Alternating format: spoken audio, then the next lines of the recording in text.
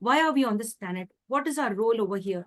Are we simply just born to live, exist, and just perish away? I'm sure that's not the reason we are on this earth, my dear friends. We are here for a purpose, and that we should find our calling where it is. Emmeline Laro has found her purpose. She's doing her very best. She's one great individual who I've met recently, very polite and humble, down to earth and gentle. We'll get to know more about her personal and professional journey.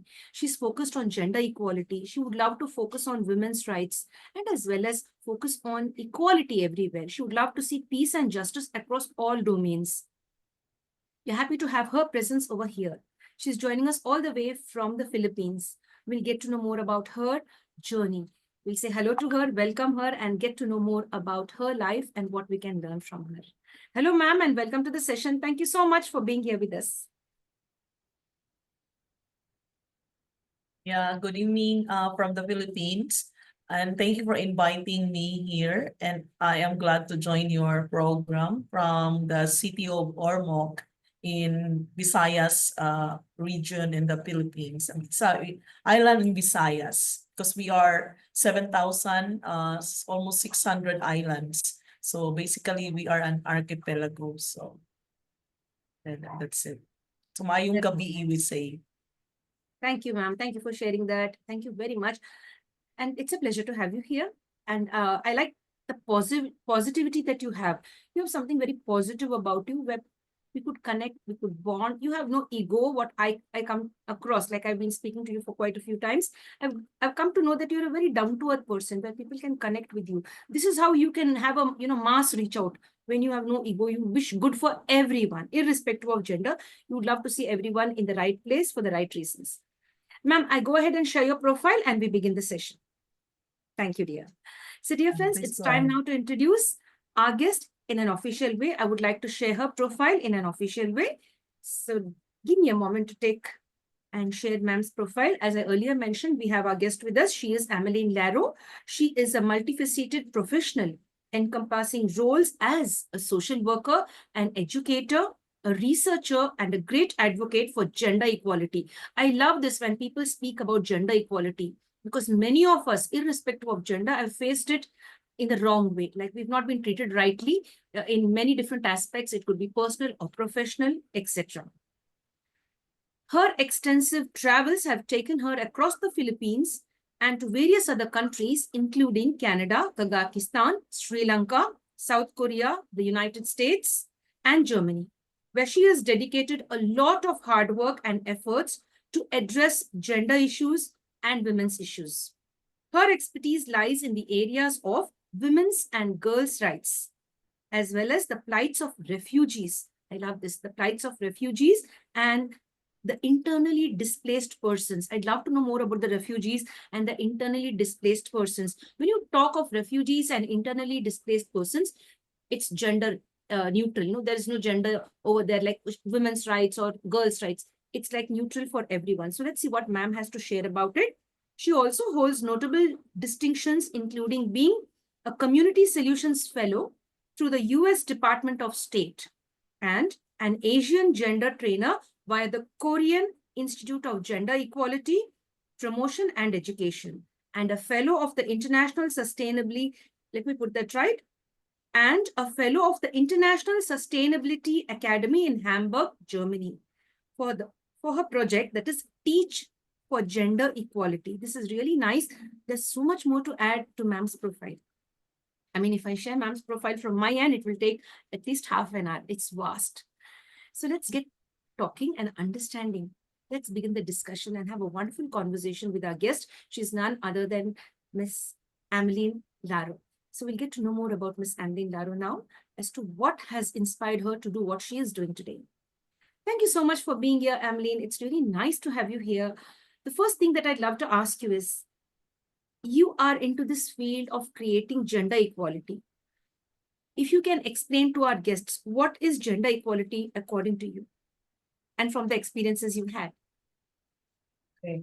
I think when we think about gender equality, we have a lot of things in our mind, and based on my studies on gender, gender is something that we have to define, as well as it's a contested term. And we need to discuss what do we understand from where we are coming from where we are conditioned by our upbringing, by our society, by our family, what norms and values are there. And basically, these things requires reflection from us on how we are conditioned as men and women.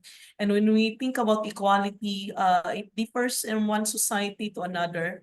Because as we can see, we have a Western perspective of equality, and we have an ASEAN context, or maybe a Philippine perspective of what we think of equality as well.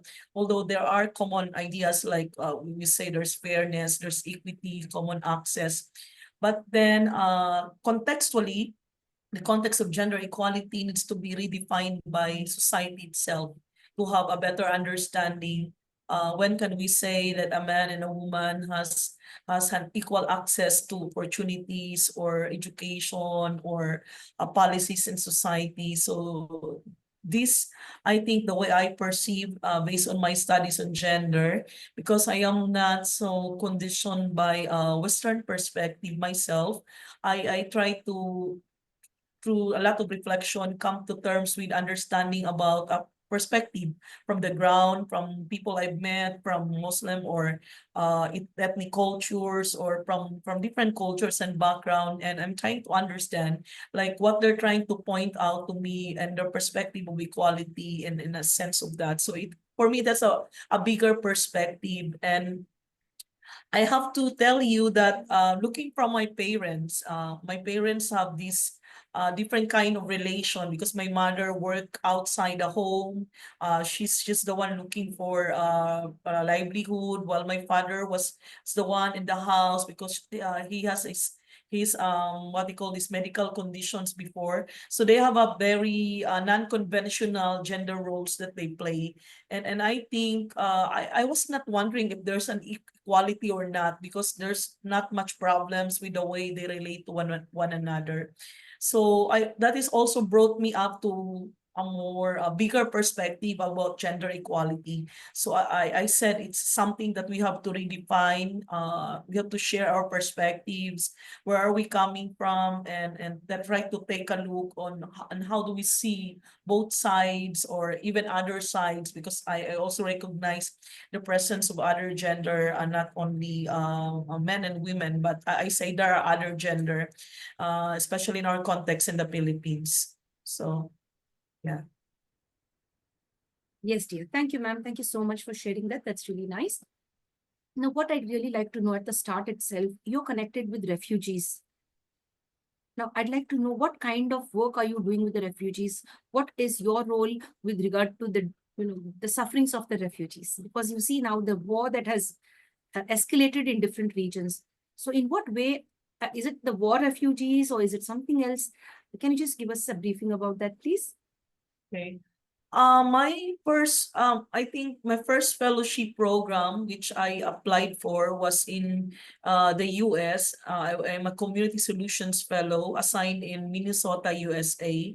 And I work with an organization which worked 20 years for the refugees and immigrants in Minnesota. And to give you a wide perspective, Minnesota is a place for the refugees and immigrants, because there are so many kinds of refugees in Minnesota, and they're coming from different countries, wherein there's some engagement related to war or conflict.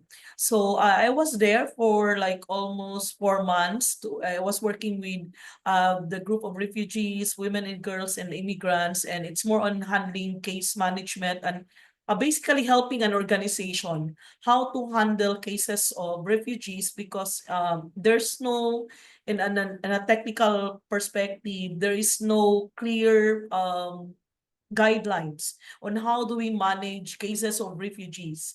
So in that time, I was able to help the organization to look at it from the lens of human rights perspective and gender. So I was helping them to understand the context of these refugees, knowing that they were displaced people as well, and they have rights and needs, and their rights and needs to be anchored in a general perspective of human rights.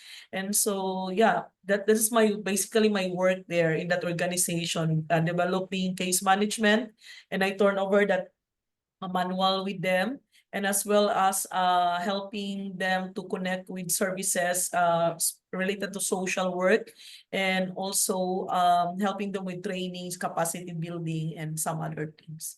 Yeah, but it's a short time that I work with this organization because it's a short fellowship program.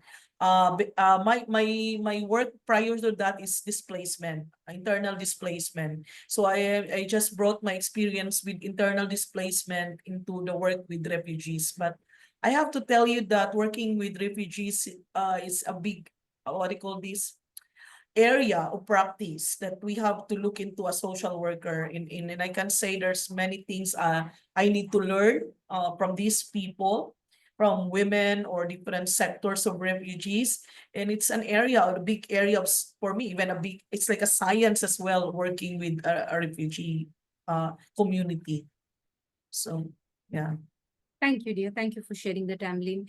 What I'd now like to know now, internally displaced people or internally displaced persons, like if you can give us a clear idea as to what is this, because many of them will not know actually what it is. Is it like within the country, within the state, or what is it actually? If you can just give us a broad view of it, please. Yeah, so internal displacement are those people displaced in their own country, and refugees are those people who are displaced outside from their country. So we are just basically talking about here the border and sovereignty of countries, and that's the only technical difference of these two sectors, but they're the same people who were displaced. No, internal displacement maybe comes in the form of war in their own country, that they have civil war, or they have like in our context in the Philippines, we face a lot of disaster, man-made disaster. So this cause a lot of displacement from so many people. If you remember, in 2013, our country was hit by a big typhoon, Yolanda, in 2013, and it causes almost 13,000 displaced people out of this catastrophe. So that's basically what is more displacement, but it's just one, like the disaster. It can also be driven by conflict, but they're only living in that country. They're displaced in their own country. So that is why we call internal displacement. Thank you so much, dear. Thank you very much. Now you've entered into the field of being a social worker. It's not easy, right? So you've entered into this journey. Maybe you know why have you entered into this journey? What encouraged you to enter into this field? Were it some experiences as a youngster, or like you were just passionate towards this beautiful journey of becoming a social worker? My journey into social work is part of my continuous journey as a former street child. I did not mention that I started as a street child and a community-based street child. I work in the streets as early as 7 years old. With my mother, I sell vegetables, and through that, I have experiences of selling, and early as a child, you need to work, and this requires you a lot of engagement with a lot of people, and also from that time, my father also, I encountered that after my father's death, I was how can I say, engaged into a program for a Send a Street Child to School program at the age of 14, because the city government of Davao, where I really came from, I came from the south, called Mindanao Island, like in the Philippines. I was enrolled into this program, Send a Street Child to School program, and through that, at the age of 14, I was involved in so many activities related to street children, and I was exposed to the realities of street children, not only my own reality as a child vendor or a child worker. I saw so many different realities, like kids who are leaving their homes, literally living in the streets, or left by their parents or families. So from there, my lens was more open, and I was engaged more into children's rights activities. And so from children's rights until child labor, I am more passionate before with this advocacy at the age of 14 until I was 18, something like that. Like we did a lot of trainings and programs related to this. And I'm encouraged to continue with my passion for children's rights. So I pursue social work. So that's basically where my social work engagement is coming from. I even wrote a book from Streets to Horizon, that's coming from the streets and then to horizons, which I mean different areas of practice and social work. And basically, that's coming from also my experience in Kazakhstan, because I came from the streets. And then later on, I went to Kazakhstan. I don't know if you're familiar, but that's my first international work outside the country. Although I was in Canada in 1997, talking about rights of children when I was still young, talking about the different problems of children in the Philippines in that year in 2007. But my first international work with social work is in Kazakhstan. So from my street work, down to my work as international social worker, so I connected these two worlds. And that's where I think where the passion is really coming from. Like that's where who am I today, and maybe in the future, and I can see like that gives me the drive to. I feel like I'm paying forward what has been given to me by the government, the trainings, opportunities, and I can say I'm one of those lucky few in the Street Children program with almost 300 children. Not all of us become successful because some of these kids are not able to graduate because of problems. Even some of them were dead even before because of their vices, like getting into drugs or prostitution. So I owe it to those children as well. I feel that I owe my success not only to myself, but also to those other members of the Street Children programs that I am with at the time. So that is the reason why I continue this kind of work. And now I'm into education.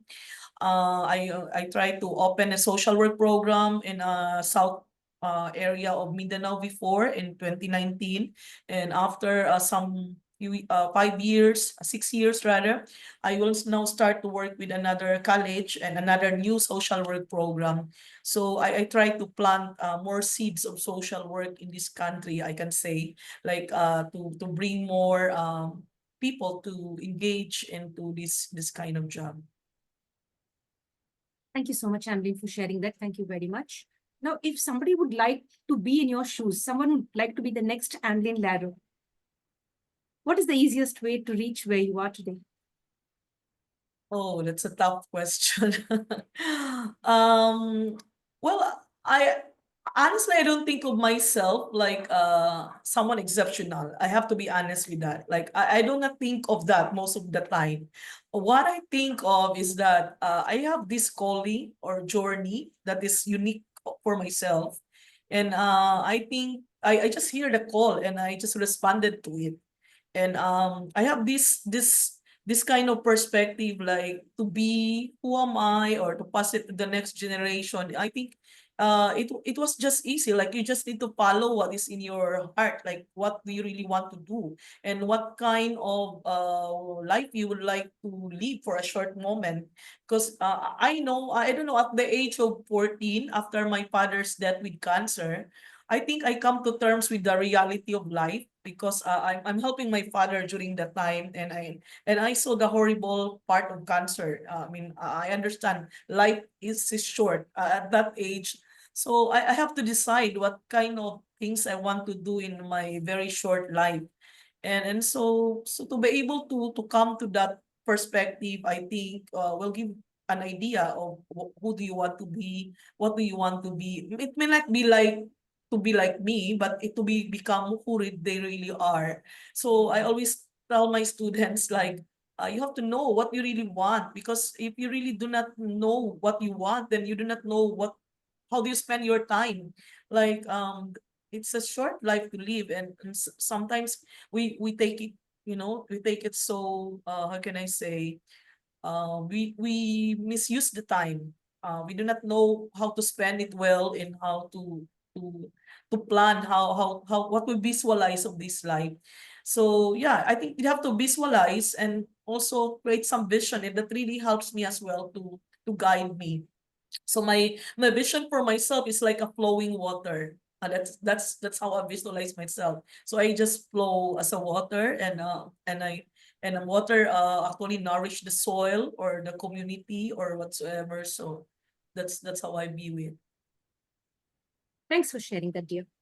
Would like to ask you now the toughest moments in your life, like what have been the toughest moments in your life? Like we all do face. If you are comfortable, you could share the most toughest experience in your life that has changed you as a person and made you more stronger than before. Can I share at least two? Yes, please. Actually, the first one is when my father got cancer when I was 13 years old. I thought that was the toughest time because at that time, like I was the youngest child, and I feel like my life is just like easy that time. Although I was working at early age, but I don't think of it as a problem because I am with my mother and with my father. When I saw my father with that condition, I think that was the tough times for me because I need to play the caregiver as well, and I have to be the leader of the family.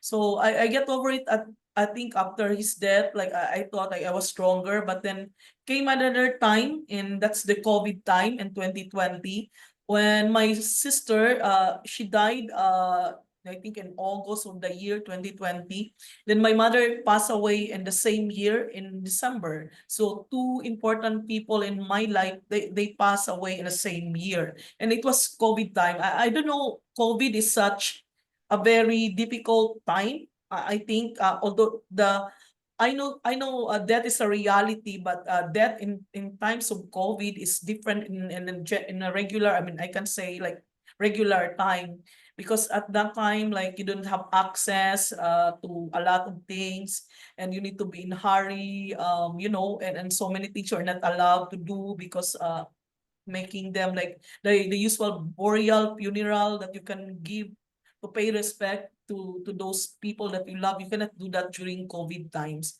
So I almost have depression. I recognize that I have depression at the time because 2020 is a very tough year for me. And knowing that, I also started a social work program after that year, like 2019, then 2020. So there's so much demand on me on a personal and a professional side, like when you're professional, despite of so many problems, like you need to face your duties and responsibilities, but you know that you have pain. And so I come to terms with my own weaknesses, that I'm not that very strong. I need to be vulnerable as well. I have to cry. I have to express how I feel because I'm human. I'm human, and anyone who will lost their mother and sister in the same year will, I think, feel the same feelings that I have. It's not that easy that I get through it. So I think those are the toughest times of my life. I have my share of being brokenhearted because I'm a single woman. So there's some brokenness sometimes on me, but I get over those things. I think those two are on the top of my list. So my heart is, I think, is still strong. So to get over it. Thank you so much for opening up and sharing all of that. Thank you so much. I mean, it takes a lot of courage to share what you've been through to, again, reshare it with someone. Anyways, thank you very much. It will give us hope and courage to face our own difficulties, especially the youngsters, the middle-aged and senior citizens. If you're facing any trauma of any kind, you could learn from our guest how to be strong and resilient and overcome all the difficult tides in your life. We'd like to know the happy moments in your life. Like, could you just share that one moment you felt, wow, this life gifted to me by my parents and the Almighty is really worth living? Can you just share any happy moment that you can never forget Well, to date? Well, I think I have many happy moments. Maybe that is the good thing about my life. Like I've shared already my toughest times.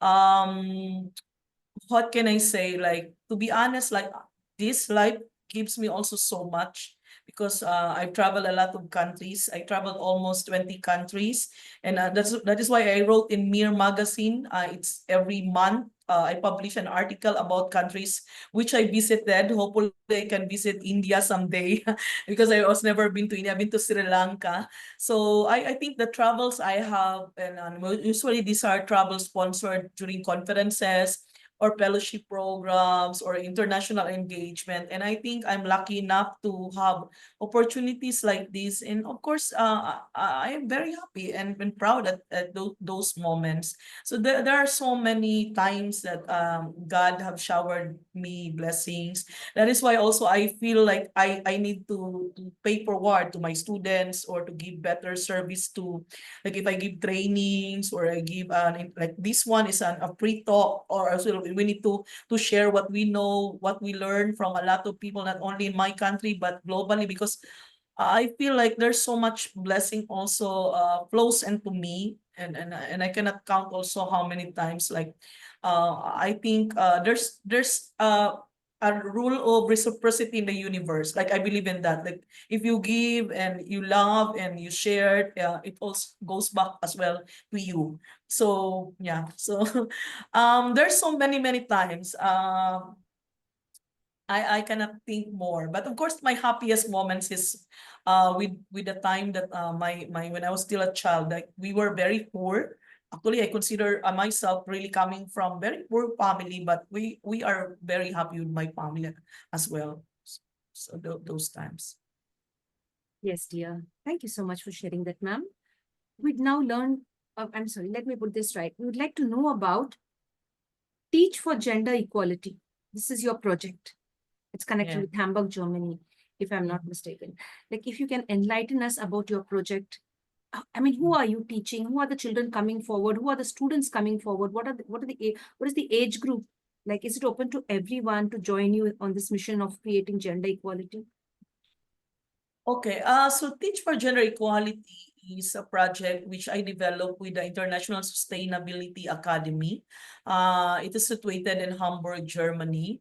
So, being an alumni, each one of us works with a particular sustainable goal, maybe one or two goals, and then we have to develop a certain project. So, I work with SDG 5, Gender Equality, and SDG 4, Quality Education, and I put them together and to come up with a project, Teach for Gender Equality. It is, you can read it online. I publish a paper on this. The framework of that is to bring a gender responsive curriculum to basic education schools in Department of Education in the Philippines. So I started it in the college where I worked before, but now because I have to move to another island. So it's still with me because I'm the what we call proponent of the project. So I have to redo it in another island. But the vision of the project is basically to teach teachers in basic education schools through the Teach framework. Teach framework stands for teacher, engineering education, uh, analysis of gender, looking into the curriculum development and human rights, in incorporating all of these concepts into classrooms. So it is more empowering teachers for teachers to understand how they teach their children as well in their school, or even think about projects or programs that will make it more gender responsive. So you can find this in online, and I'm also giving talks about it, like how do you implement it, what do you want to do with it. We are finished with the teachers in Davao Occidental in the Philippines with this project, and most of them are very enthusiastic and excited about how this project helped them to have a wider perspective about gender, and I'm also giving some talks with a lot of people who are inviting me to talk about this project as well. I mean, specific for the project Teach for Gender Equality. But it is also an online. You can request for like what kind of trainings, programs, in the website that you wanted me to conduct, and those people who are involved in those projects. Thank you, dear, for sharing that. Ma'am, you should now be able to share something about your book, the first book that you've written.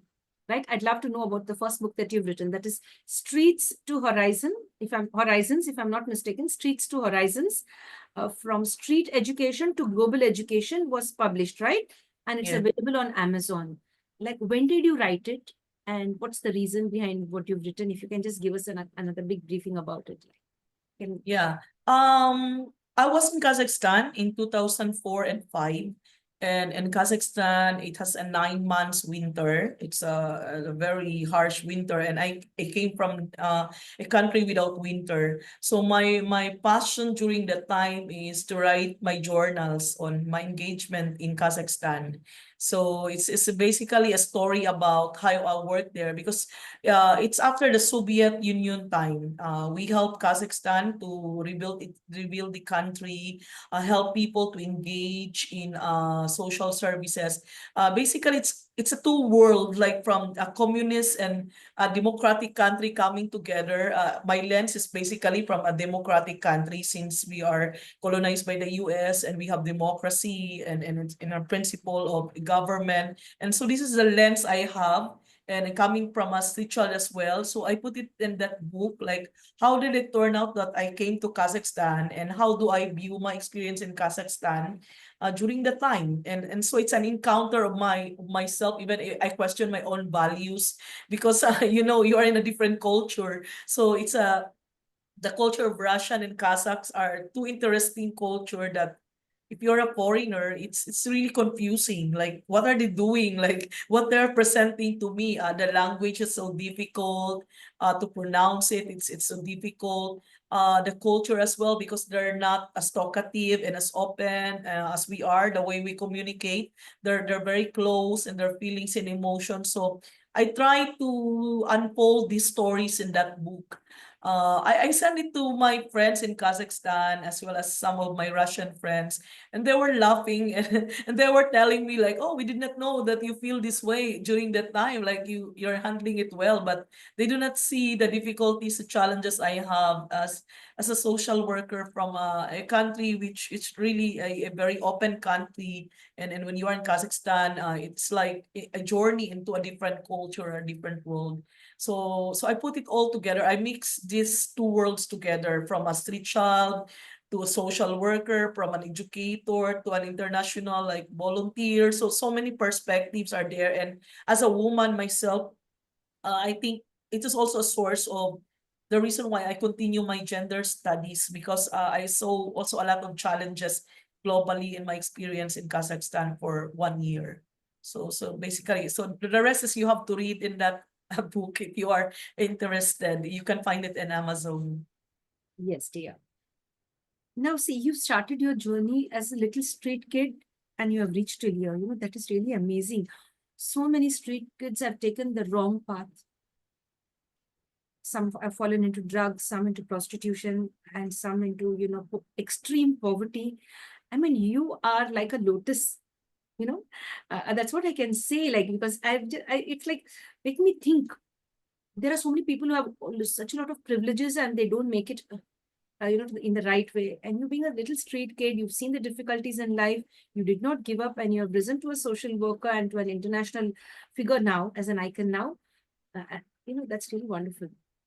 What is the message to all the street kids now? There are several street kids, irrespective of gender. One fine day, if they get to view this, what is the message from Amlene Laro to all the street kids across the world? Well, I can say you have to tell these street kids that there is hope. I mean, hope, do not lose hope. I always tell my students, hope is something that the last thing that you have to keep up in life. Like, you need to have something that you hope for. Yeah. If they have those something that they hope for in the future, because life is not always the same. I mean, that's what I really reflect on. From a child, from a little child, I faced so many problems and so many difficulties presented to me by my family, by the external community, and I can say, like, sometimes we have lost this kind of hope. And I tell people, like, it's everything is temporary, it's passing. So you have to look forward, what do you look forward, and as long as we have life, we have hope, so we should not lose that hope. So maybe that's the first one, and if I can add more, my father always tell me to have faith. Faith is essential because I don't know, spiritually it in a spiritual perspective, it says it moves mountain. So a faith is just very powerful. Faith, hope, that's thing, and biblically it's love, but that's all for street kids. Like, you have hope, you have faith, then you will be fine. You will be fine in this world. That's beautiful. That's beautiful. Amlin, I'd love to know your journey with your mom. What is the best memory you have of your mom? Yeah, my mom is a storyteller. She told me about her struggles as early as 8 years old. She worked in a sugarcane plantation. That's child labor. So that's actually the reason of my first advocacy. Like, I don't want a lot of kids to work in child labor because my mother is a child laborer, and she turned out to be little after working with child labor. She's just working as a housemaid. She never got an education, like a formal education. So I think that's a great source of my inspiration for education. Like, my parents, my father, she has a higher degree than my mother. He has higher degree than my mother, but my mother really, she lost a lot of opportunity for her as to be educated. And so my greatest memory with her is that she keeps telling me that usually as a little child, you don't understand a lot of things, that you have to wake up 3 a.m., 3 o'clock in the morning. And she wake me up because we need to go to the market. We need to find something to sell in the neighborhood, like fresh vegetables like that. And I always complain because I was very young at the time. I remember myself, I complained, I'm so sleepy like that. And she always told me, like, you have to work hard. If you do not like this life, do not be like me. Like, I have nothing, I have no choice. Like, it's the message of my mother. Like, I have no choice. Like, we have to really find do this job, or else we cannot have food to eat. So I saw in her a lot of characteristics which I admire in her. Like, even in spite of that, she's a very friendly woman, and she's funny, very, like, even she has a lot of enthusiasm in herself. So those things is I think, she has many stories, but those things I always remember in her, that she never had a lot of negativity in life, despite how life treated her. So those I can say. And we went together for such a long time because my father died when I was 14. So we have more longer time with my mother. So we have more time stories together. To share something about your brother, ma'am? Yeah, we're only three in the family, three siblings. So since we do not have parents, and my sister left us, so only me and my brother is now alive in our family. My brother, I can say, he has a lot of wisdom also in life, despite the fact that he did not finish his education. But he became a manager in construction work, like a foreman, and he handles people, so like a lot of leadership. We have I love my brother. Of course, he was my brother, so we have a lot of things together, which is to a different perspective. But I think deep inside us, he was like my antithesis, because I can say my antithesis because basically me, I was more educated, academic. The way I see things, it's too academic sometimes now. I mean, the way I formally something, and he gives me a lot of perspective on how people who did not finish education, what do they really want, what are their aspirations. So he gives me a lot of this perspective, and I really admire his wisdom, because a lot of things I do not see also, which he can taught me. So he's elder than me, so I admire him. So that is the reason also that I am not so. You see some people who are advocating for gender, they have a lot of issues with men, like maybe it's going to the wrong side. Like, I do not see a problem with a strong man. Even my brother is a strong man, and my father as well. I do not have problems with it because it's basically a masculine perspective. Like, they are there to protect women, and I recognize it. Even if I'm a gender advocate, they always say like should be equal. I don't see the equality in that way, and it's important women recognize that men are there to help them also to balance this energy that we have. So yeah, so that's my relationship with my brother. Now, you lost your sister during the COVID time, right? Your mom is. Yes. Was she your elder sister or younger sister? She's my eldest sister. What are the memories you have with regard to your elder sister? Was she very dominating or very soft and loving towards you? She's the fighter in the family. She's the elder one, and she rule. I can say. She has just a lot of fighting spirit. I have to tell that until her death, she fight for her life, and so even before that, she has a long-term disease. So I can say she's really a fighter as a woman, and she has a lot of stories to tell about herself as well. So the thing is, I think what I've learned from her is not to marry early, which even up to now I'm not married yet. But it's okay. I have that kind of apprehension before because she got married so early and she has a lot of things that she did not what you can say experience and causes a lot of her regrets in life. But her soul now is in peace, so I don't want to talk much about. I am just praying for her. Yeah. Thank you for sharing that, Amlin. Thank you for sharing that boldly. You see, she's been sharing with you like don't get married at an early age, right? And that is a big message for all the youngsters. Some of them are really waiting for the right time to get settled, but some of them are jumping into marriage without knowing the importance and the purpose of getting into a relationship and legally getting wedded. Because once you're into it, you can't come out, and if you marry young, you're trapped for life and you have to make a lot of sacrifices. It could be either genders. I'm not gender specific over here. So stay safe. Marriage is not to be taken lightly, and it has a time in your life. And of course, if you don't want to get married, that's really fine. But don't get married, give birth to children, and make your children suffer. It's always to be level headed with regard to finding the best partner in your life and settling down. This is a message for all of you, dear friends, Mhm. because we've seen many abandoned young children from broken families. So this shouldn't happen. Stay safe. Now, ma'am, that's really nice. Thank you for sharing such beautiful things with us and empowering us with your wisdom. Would love to know about your travel. Like you've been traveling to various countries, right? Yes. And what did you learn when you traveled to different countries? How were they very warm and gentle, or was there any, well, let me put it right, any racism did you face or any bias when you entered into any country, or they accepted you with open arms? Mhm. Uh, well, a lot of things I have learned from my travel, and I even wrote an article of a solo traveler, like in a Mirror magazine. They can find it online. What are my key learnings? So usually I traveled solo, and so I feel like it takes a lot of bravery for a woman to travel solo. It's a different thing if you travel in a group or travel with a friend.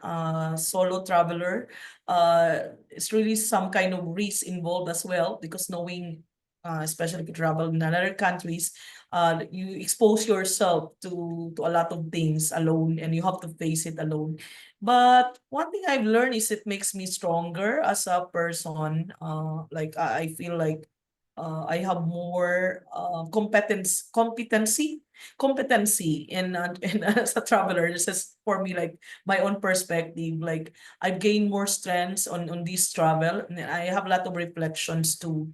So if you want to know more of yourself, traveling is the best teacher that you can have, and you can gain a lot from these experiences. It's worth spending your time, understanding different cultures, people, the world. Basically, you cannot understand the world by just sitting alone.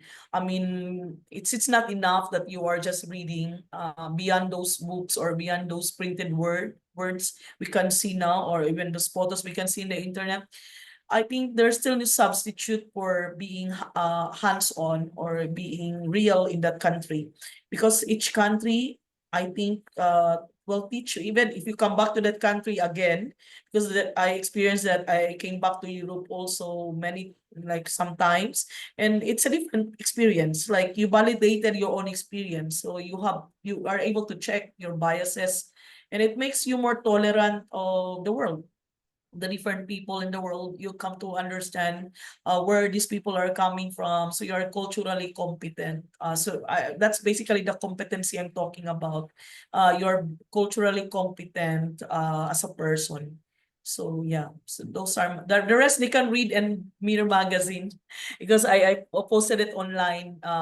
Recently my article in this month is about Berlin, my travel to Germany, about how the Germans they recognize how they are able to hurt the Jews, and how they are able to reconcile the pains of the German, as well as recognizing justice for these Jews.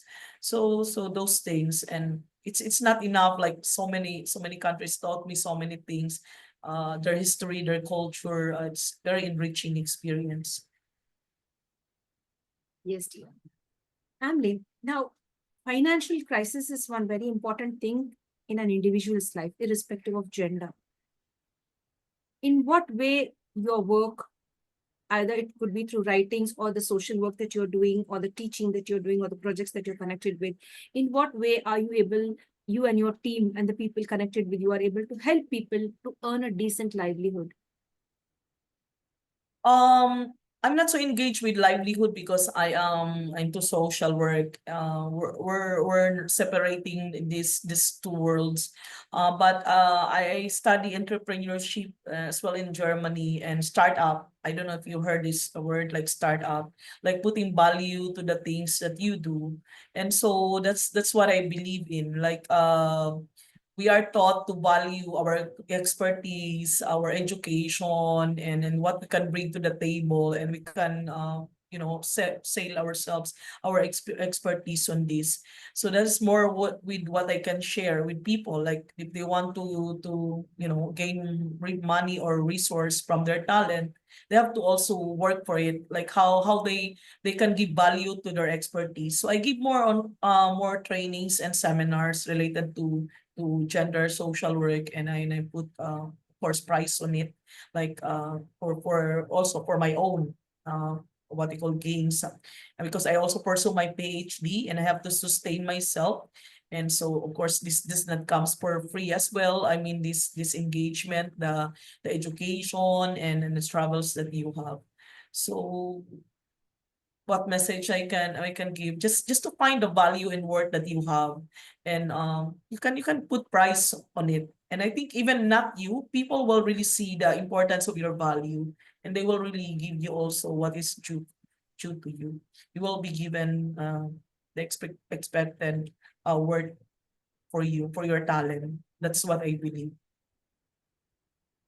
Yes, dear. Now, apart from the work that you do, how do you de-stress from all this? Do you go for movies, or do you go for theater plays or watch TV at Sorry. home? Sorry, what did you ask? I mean, I repeat my question. How do you de-stress? Now, see, you engaged into this so many domains, like a lot of work. Sometimes it's quite stressful, right? So how do you de-stress? Like, do you go for a movie or visit a theater or just sit down at a cave and have some coffee? How is mhm. I'm a coffee lover, so that's expected that I usually drink coffee and I explore some coffee shops, try different kinds of coffee. I try to have a walk to distress myself. I'm a believer of, like, if you are moving, your brains are moving too. Like if I really find myself very stressful, I have to move and to find some place to release my energy. I also enjoy nature a lot, so I've been to nature, and I think nature heals a lot. In the Philippines, we have beaches here where we can relax, we can swim. If we are too stressed, we cannot handle it anymore. We have to have a break time. So that's it.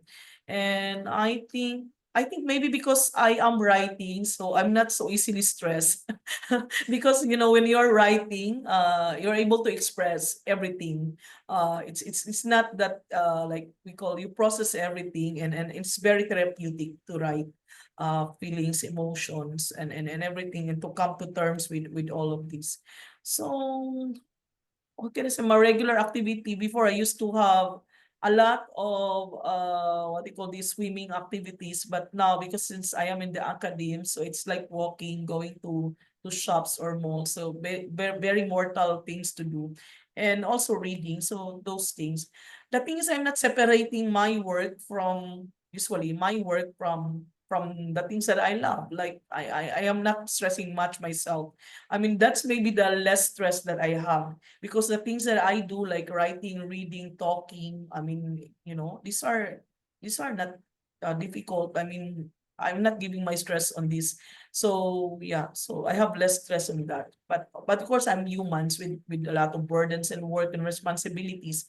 So yeah, there are many ways that sometimes I try to unload it. But yeah, so those things. Have you visited India? Not yet India, but I've been to Sri Lanka. Those are my plans. India and Africa is on my bucket list in the future. That's great, dear. What's still on your bucket list? Sorry, What is still on your bucket list? what is still in my bucket list? Yeah. Countries? Yeah, on top is India, Kashmir, because it's too close to India, Bhutan. So I want to explore in those areas in that side. What else? I want also to see parts of the Middle East, because I was not more exposed to Middle East and Africa, like Kenya. Kenya will host the Social Work International Conference in 2026. So hopefully I will be there to present some of my work, and Tanzania and some other parts of like Africa. So those are only, and some maybe in Peru, because I have friends in Peru as well. So those areas. So I'm done with America, Europe, and Asia. So it's okay with me. Yes, Andy. What I understand is you have a lot of friends across the world, right? Yeah, yeah. If I may ask you, what is the message you'd love to share with all of them today on the International Fab Talks? What is the message from Amlin Laro to each one of your friends It's across the world? hard to tell each one of them. Actually, my friends across the world are too, how can I say, too different from one another. I love unique people. I have to be honest, like most of the people who are considered to be my friends, they're very unique, different, eccentric.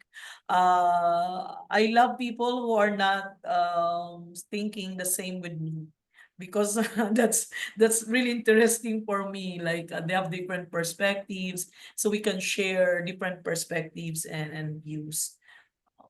I can say, like, even I have friends in the US, I have friends in Russia. So when we talk about global concerns, what I like about it is we have respect our diversity, and that's the beauty of it, and also respect mine, my own perspective. So like right now in my country, we have so many problems that we have faced, and so I can learn from these people. Like I can get advice and ask them what they think about it, and so it gives me a fresh perspective on how I view problems in my own country. Yes, Amlin, that's wonderful. We'd love to know about the cuisine that you feel is really the best one for you. What type of cuisine you are attracted to? Oh, I love Italian food, but seldom have the time to cook it. But I love pasta and macaroni, something pizza. So I love mostly Italian. So when I was in Italy, aside from the in Rome, aside from the place, I really love to be there because of the food and the coffee as well. So it's a very good treat for me. Like a, Amlin, do you have a pet as well? Do you have a pet? Pet, not right now because I'm mobile. But when I was younger, I have pet when I stayed at home. It's because since 2019, I moved to a new province to start social work, and I am not keeping a pet because I keep moving from here and there. So not this time, but maybe I will try again because I'm trying to stay in a new college. I need to work here for a long time, I think. So I want to have my own pet as well. I love dogs and cats. Yeah. That's great. That's wonderful. What is the message to all your students towards the end of the session? I'd like to ask you because your students wanted to join the session today, but we haven't been able to put them with us today in the special conversation, which is a one-to-one conversation. So I would like you to give a message to all your students. What inspiration, like you'd like to put forward as a message, an inspirational message to all your students, irrespective of being your students or not, for all the students across the world. Mm. Today is the World Social Work Day. It is celebrated today. So I think my message to my students who are the former students, I'm very happy for them because most of them are now in the social workforce, and they're really still passionate and doing a lot of things. And my current students, some of them are like pursuing, trying to work hard. And can I say, just keep your best for God and country. This is always what I tell people, my students, I'm in my class. Yeah, keep up the best for God and country. Like you have to do your best. Like it's something that should please God, your God, whatever you call him, Allah, Buddha, or Jesus. But you have a God. I mean, you have to please him or her if you find that is the God that you want to please.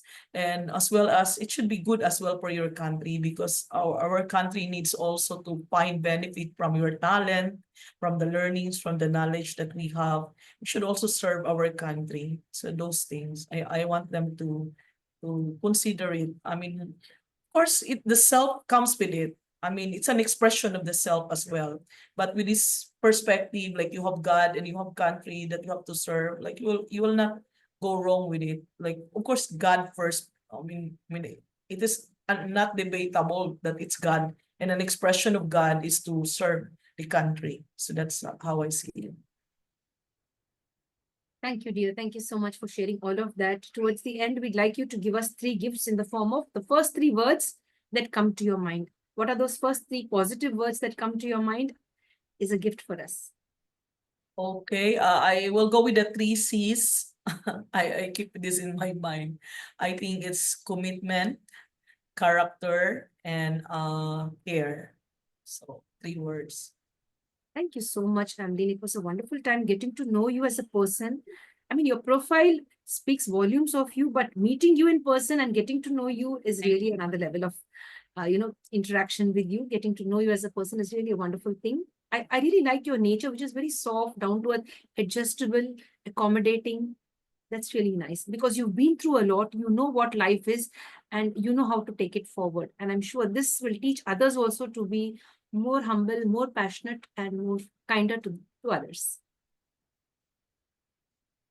Yeah, thank you for I'm also happy to be here in your platform, and it's an honor to share this with you, and hopefully in those followers that you have. And I'm thankful. I'm always thankful for people who give me space to have a voice and share. And I think I also think of it as an opportunity that I can extend my thoughts, and it's not always that people give us opportunity to be heard and valued. So I'm very grateful as well to you. So I am so thankful, and more power to you and yeah, Pop Talks. Thank you so much, Amrin, for sharing that towards the end. Thank you very much. We look forward to many more interactions with you. We wish you more happiness, peace, and joy in all the work that you do. More power to you is all that I can say towards the end. Lots of love from us to you. Thank you. You. Thank you, dear. God bless. Thank you. So, dear friends, with this, we come to an end now to the International Fab Talks for today. Before we sum up, and come to an end, I'd like to put in a little request. Do share this video with the right kind of people, It should reach out to the right kind of people. They can derive a lot of inspiration. In spite of having so many privileges, people take things for granted. We all take things for granted. But imagine a little street girl coming up to such a high level, writing books, traveling different countries, working for a great social cause, focusing on gender equality, and building bonds with different people from different countries, and much, much more. Don't you think it's a beautiful journey where we all could learn to make our lives also special like this? Do share this video with one and all. And if you like what the International Fab Talk team is doing, connecting with the right kind of guests, inviting them here to share their journey and learning from them, like, comment, subscribe, and share to the International Fab Talks. Above all, prioritize your health, peace of mind, and of course, people around you and the environment as well. With this, we'd like to sign off now. Stay blessed and stay connected. Thank you, ma'am. Thank you. Good night.